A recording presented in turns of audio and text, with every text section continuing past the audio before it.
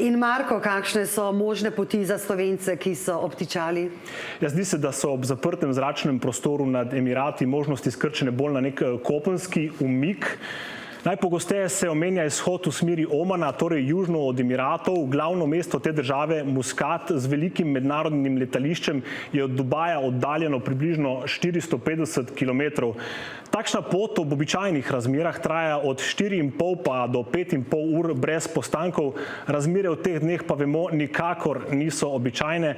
Zapleta se predvsem na mejnem prehodu, kjer naj bi čakalne dobe po nekaterih informacijah znašale več kot 4 ure.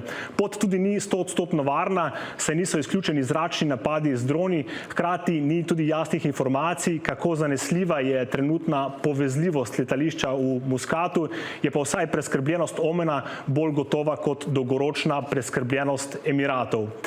Druga kopenska pot je možna čez Saudsko Arabijo ter nato Jordanijo in v Egipt, a tu govorimo o več kot 3000 km dolgem in nevarnem popotovanju, ki bi skupaj z dolgotrajnimi postanki in prečkanji meje po nekaterih ocenah lahko trajalo od vsaj 4 pa vse tja do 7 dni.